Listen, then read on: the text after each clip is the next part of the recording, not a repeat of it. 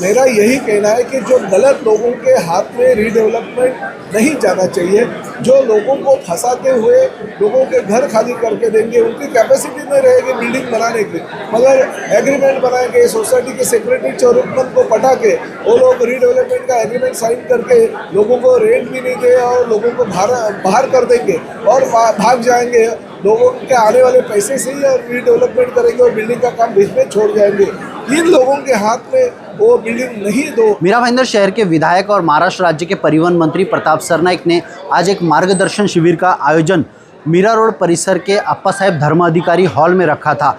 इस हॉल में जो रखा गया शिविर में विविध विभाग के विविध डिपार्टमेंट के अधिकारी मौजूद थे। साथ ही साथ मीरा भाईंदर महानगर पालिका के आयुक्त राधा विनोद शर्मा, जिला अधिकारी थाना के पंचाड़, अनेक अधिकारी मौजूद हुए। आपको बता दूं कि हज़ारों की तादाद में यहाँ पर लोग भी मौजूद हुए। इस शिविर का उन्होंने लाभ लिया। कई लोगों से हमने बातचीत की। साथ ही साथ महाराष्ट्र राज्य के परिवहन मंत्री प्रताप सरनाईक ने भी अपनी प्रतिक्रिया दी।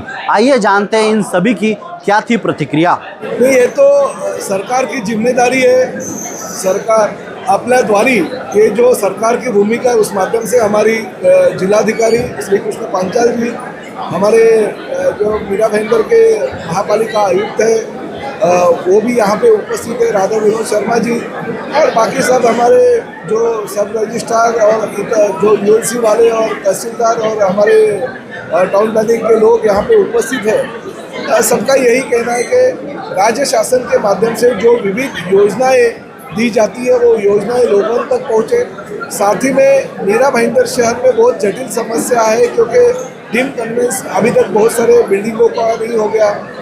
जो पुराने और जर्जर इमारतें हैं उनको रीडेवलपमेंट के लिए परमिशन नहीं मिलता है क्योंकि उनके टाइटल क्लियर नहीं रहते। तो कुछ ऐसी चीज़ें जो लीगल डॉक्यूमेंट्स नहीं होने की वजह से जो रुके हुए थे, ऐसे शिविरों के माध्यम से वो अगर टाइटल उनका क्लियर हो जाएगा, उनके नक्शे अगर मंजूर हो जाएंगे, उनके अगर जिलाधिकारी कार्यालय से अगर उनको जो चाहिए वो परमिशन मिल जाएगी, तो मीरा भाईंदर शहर में एक अच्छा सुंदर शहर बनेगा।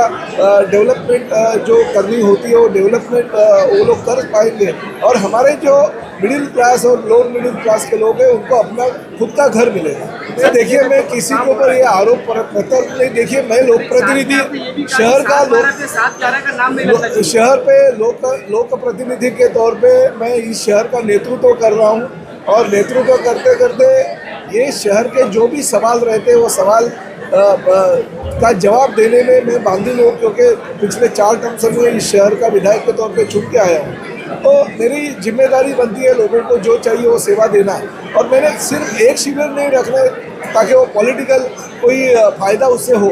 हर महीने के पहले संडे हम ये शिविर लेंगे ताकि आज अगर जिसको कोई चांस नहीं मिला या उनके डॉक्यूमेंट्स अगर उसको क्लियर करके नहीं मिले तो अगले महीने में मिलेंगे, अगले महीने में अगर किसी को नहीं मिला तो उसके अगले महीने में मिलेंगे। और उसके बाद में भी महानगर पालिका के स्तर पे हमारे उपनिबंधक रहेंगे, तहसीलदार रहेंगे और महापालिका प्रशासन के प्रमुख के तौर पे आयुक्त किसी को नियुक्त करेंगे। उन लोगों की एक कमेटी बना के महानगर पालिका में एक जो वार्ड है वो खुला किया जाएगा ताकि लोगों को हर रोज़ जो सवाल उनके हैं वो एक ही दिन में वहाँ पे उसके ऊपर उनका न्याय मिलेगा या वो सवाल का जवाब मिलेगा।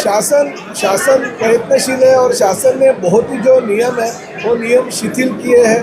बहुत सारे लोगों को उस शिथिल नियम करने के बाद फ़ायदा होगा क्योंकि देखिए जो लोग हैं वो उनका हक मांग रहे हैं, हम तो हमारे जेब से उनको कुछ नहीं दे रहे। जो कानून है और कुछ कानून तो अंग्रेजों को जमाने के कानून है वो बदलने की ज़रूरत है, और ये कानून अगर बदल के हमारे गोर गरीब जो लोअर मिडिल क्लास और मिडिल क्लास लोगों का अगर फ़ायदा होता है और उनका अगर काम होता है, उनकी बिल्डिंग जो जर्जर हो गई है वो अगर डेवलपमेंट अगर उसकी होती है तो निश्चित रूप से हमारा वो कर्तव्य और शासन उनके साथ में है। इसके लिए माननीय कलेक्टर साहब भी यहाँ पे है और उनको देखिए आज लोगों की हज़ारों की संख्या में यहाँ जो उपस्थिति है वो जिलाधिकारी साहब को भी पता चला कि ये गंभीर समस्या है। और ये गंभीर समस्या का हल उनको करना ही पड़ेगा, क्योंकि आज जर्जर इमारतें यूएलसी की वजह से अगर रीडेवलपमेंट को उनको परमिशन नहीं मिली तो इमारतें वो गिर सकती है, लोगों की मृत्यु हो सकती है। और इसके पहले ही अगर उनको यूएलसी की परमिशन मिल जाए, उनको अगर नक्शे अगर कॉर्पोरेशन सैंक्शन करे तो ये लोगों की जानें भी बच सकती है और निश्चित रूप से हमारा शासन, हमारा प्रशासन जो है लोगों के साथ में है। मेरा नाम इमरान शेख है, मैं शांति नगर में रहता हूँ, साथ में सोशल वर्क भी करता हूँ।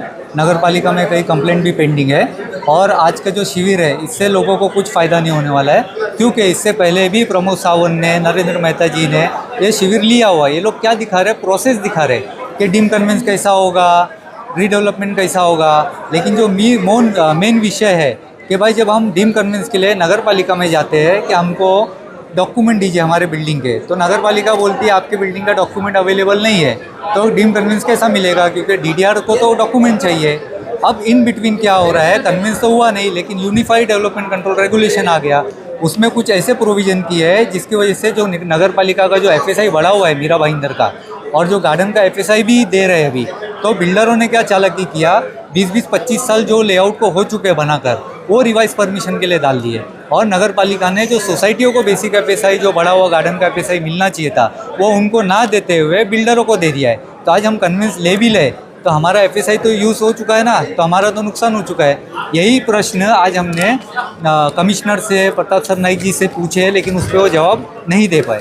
सर, प्रताप सरनाईक परिवहन मंत्री ने ये जो सभा आयोजित किया इसके लिए हम लोग उनका बहुत बहुत धन्यवाद करते हैं, और हम आपके चैनल के द्वारा ये बताना चाहते हैं कि एनी कोऑपरेटिव हाउसिंग सोसाइटी जो लेपोरा स्ट्रीट में है उसका रीडेवलपमेंट हो चुका है, लेकिन 5वें-6ठे माले के लिए अभी तक एफएसआई का परमिशन नहीं दिया गया है। हमको यहाँ से मंत्रालय से नगर पालिका से पुणे बहुत बार घुमाया है, लेकिन अभी तक उसका परमिशन दिया नहीं है। तो आप लोग से रिक्वेस्ट है कि आपके चैनल के द्वारा हमारी ये बात आप आयुक्त को और अपने परिवहन मंत्री प्रताप सरनाईक जी को बताएं और हमारा काम जल्द से जल्द पूरा करें, क्योंकि 5-6 साल से हम लोग बाहर रह रहे हैं, हमारा कोई घर नहीं है, रेंट भर के हम लोग थक चुके हैं, तो जल्द से जल्द हमारा फ्लैट करवाएं। कितनी उम्मीद है आज की शिविर को लेकर? आज की शिविर को लेके तो 100% उम्मीद लग रही है, क्योंकि उन्होंने जो अगले महीने भी शिविर का आयोजन का बोला और उसके अगले महीने भी बोला है, तो ऐसा लग रहा है कि हम लोग का काम अब जल्द से जल्द हो जाएगा।